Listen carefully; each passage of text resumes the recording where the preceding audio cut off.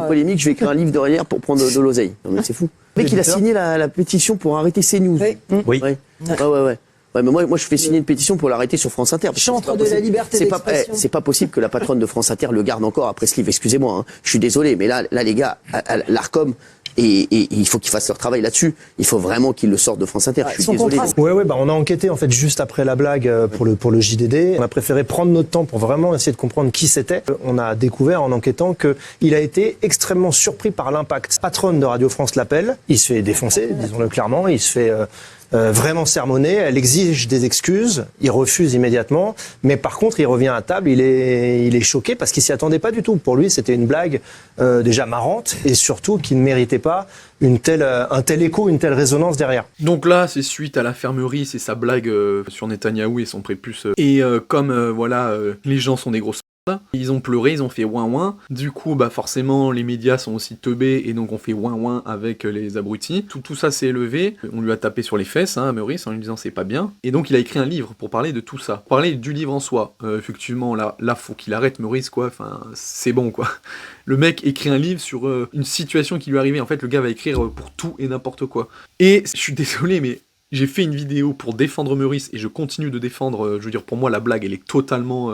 ordinaire, légitime, aucun problème. Mais ce mec est vraiment débile. Il se fait défoncer, il se fait censurer pour ce qu'il dit, ce qu'il fait. Et là, il a signé la pétition pour censurer CNews. Mais mon Dieu, Meurice est une victime à la base de sa blague, et le mec n'a pas compris, en fait il comprend même pas le problème de pourquoi il est victime en fait, que le mec se fait censurer, qu'est-ce qu'il fait? Il fait une pétition pour censurer quelque chose, qui vraiment horrible, le mec est indéfendable en fait, tu veux le défendre, et en fait t'apprends qu'il est encore plus con que ce qu'il a l'air, donc là le mec, c'est bon, allez vas-y casse-toi, laisse-toi dans la merde tout seul, vraiment, mais c'est débile, quoi. Et là, je reviens sur les autres ouin-ouin. Ils ont fait des enquêtes sur Meurice pour savoir quel homme il est et tout. Mais on vit dans un monde de tarés. Vraiment, je pense de plus en plus qu'il vaut mieux vivre dans un pays comme la Chine, ou la Russie à moindre mesure, que comme notre pseudo-démocratie.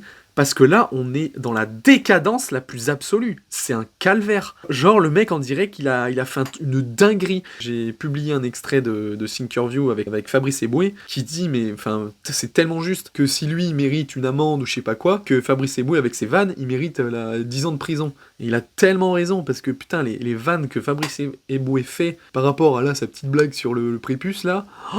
Mais vraiment, mais ça montre le niveau actuel de la société française. Elle est infâme. Là, ils sont en train de décortiquer le mec pour dire alors, quel est son passé? Est-ce qu'il était battu quand il était petit pour avoir dit ça? Ou est-ce que c'est juste un gros taré psychopathe, antisémite et tout?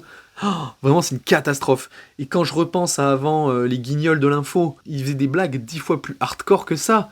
Et je veux dire, les gens riaient. Il y a quelqu'un qui tient des propos incroyablement violents sur une communauté et on le laisse à l'antenne, on lui permet de continuer. Mais s'il avait la moindre des dignités, il arrêterait. Et je ne comprends pas, on est un pays de la libre expression, mais là, c'est presque délictueux. Il a été entendu par la police sur cette affaire quand même. Mon Dieu, mais bâillonnez-le, ce mec. Moi, je dis ça en rigolant, anti-boycott, anti-censure, mais à quel moment Meurice a insulté une communauté? À quel moment il a fait une vanne sur un mec qui est en plus détesté par la moitié d'Israël, mais apparemment il a insulté tout un peuple. Vraiment, c'est un calvaire. C'est comme si, faut se mettre à la place des autres, c'est comme si quelqu'un faisait une blague sur Macron, et que logiquement, du coup, on disait « Oh, il a insulté tout le peuple français !» Bah oui, parce que Macron, il représente la France, c'est le président français. Donc c'est le même niveau, il y a aucune différence. Et on peut parler de religion, parce que dans ce cas-là, pour aller plus loin sur mon truc, c'est comme si on insultait tous les athées de France en insultant Macron, par exemple. Vu que voilà, il représente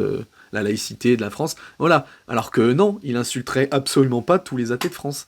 Enfin, vraiment, c'est un calvaire. Donc pour finir, avant, déjà, il n'y avait pas les réseaux sociaux, Twitter et compagnie. Donc en fait, la masse abrutie qui compose la majorité de la France ne pouvait pas parler et s'exprimer.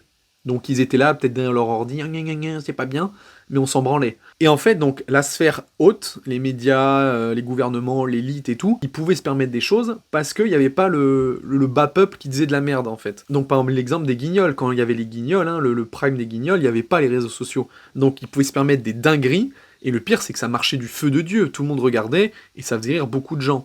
Mais encore une fois, dire que c'est drôle ou pas drôle, c'est secondaire. Mais bon, en tout cas, voilà, ils étaient autorisés. Là, maintenant qu'il y a beaucoup de gens qui ouvrent leur gueule, les médias eux-mêmes se servent de ça pour dire oh là là, il y en a qui gueulent, du coup c'est pas bien, il faut monter les choses en épingle et ça prend des proportions énormes.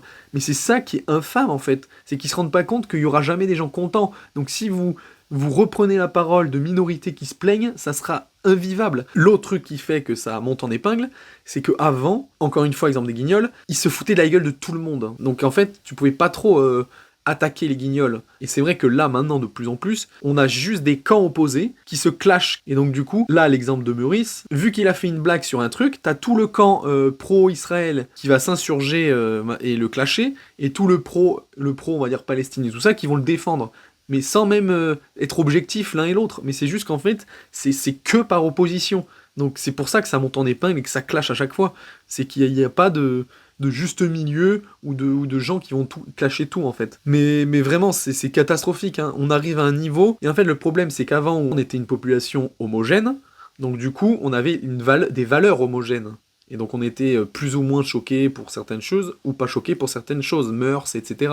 Mais là, maintenant qu'avec l'immigration, on a de plus en plus de minorités qui grossissent, qu'en fait, elles portent une voix, et comme elles n'ont pas nos valeurs, elles partagent pas nos valeurs et nos coutumes et nos mœurs, elles réagissent à ces trucs-là. Où nous, avant, on s'en foutait, vu que eux, ça les choque, et du coup, ça fait polémique, etc. Donc voilà, c'est vraiment un gros merdier, et je pense que de toute façon, ça ne s'arrangera pas avec le temps, malheureusement.